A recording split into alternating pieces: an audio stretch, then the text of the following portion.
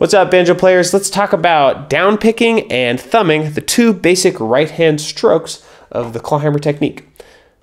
When I first saw clawhammer played in person, it was baffling to me because it was like, how are all these different kinds of sounds coming from this really subtle motion? It just looks like tap, tap, tap, tap, tap, but it can sound like a machine gun or just like a really delicate and ornate and kind of everywhere in between, or really syncopated, you know. But why does it all look the same? It's because the basic motion, almost without exception, in clawhammer playing is down, up, down, up. And, you know, you can't go down twice because in order to go down again, you have to come back up anyway. So it's just down, recover, down, reset. When you go down, you can catch a note. And when you go up, you can catch a note. So the down pick, you're going to get with your index fingernail. Now, some people use their middle fingernail, but I'm going to have you use that for something else later, which I call pitchfork banjo. I know that's the name of this whole series, but it's named after this specific technique that I came up with and that other people have also come up with independently, and we'll get into that more later. Anyway, all that is to say, use your index finger for down picking. And you're going to use your index fingernail, and you're going to use the side that is closest to your other fingers, right here. Kind of towards the middle, but not all the way on the side, just like right there. And you're going to curl up your fingers, but your index finger is going to be slightly protruded like this so that it can catch the string. And you just want to get that on the pathway that your hand goes when it goes down, so that it catches that string on the way down, so that it's in the way.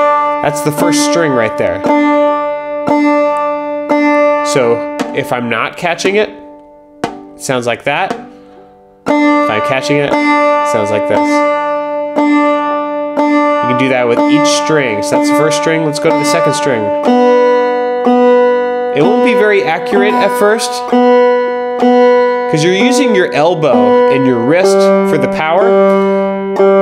So it'll be tempting to flick with your finger, but you won't be able to get that up to speed. It's a lot easier to, you have the muscles in your hand to grab, but to flick out is, those muscles are a lot less strong. You won't be able to get that up to speed to play clawhammer that way.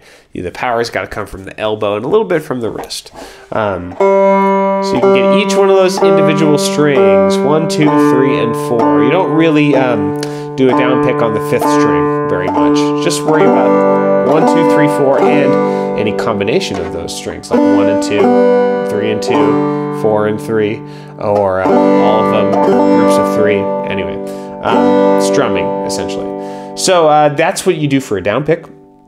And for an up pick, you might as well grab a note while you're resetting your hand in order to do another down pick. And you get that with your thumb, or later on with pitchfork banjo with your middle finger. But for now, we're just talking about thumbing. So what you do is at the bottom of your downstroke, at the very bottom, right before you're about to go back up, you're going to land on the string that you want to catch with your thumb. So right now, I'm landing on the second string. So I'm just, it's in there, it's kind of up underneath. I'm going to pop it out and up. It's not with my thumb, like I'm not using my thumb power. It's the thumb is in the way, and it's rigid enough that it catches the string. That's exaggerated, obviously.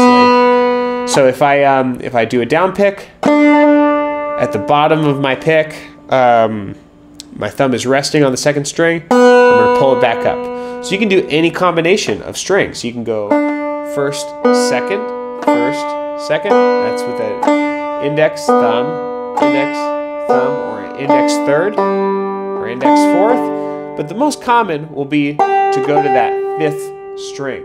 And then you can, you know, go 2 and 3, 2 and 4, 2 and 5, or 3 and 4, or 3 and 5, or 4 and 5. Just as long as the thumb doesn't go past the string that the index finger just played. Because you have to rest on the string that you're about to play, it will mute if you try to go like, you know, index finger downstroke on 2, thumb on the one, it'll mute because you're touching the string by crossing over with it with your thumb. So, but you can get any string that's closer to you than the one that you just played with your index finger. So, that's the basic idea. All of Clawhammer is built off of that basic motion. So going down and up, and catching a note or not catching a note, which we will call a ghost stroke, and we'll talk about that more in depth later. But for now, yeah, you can just practice those different combinations of strings.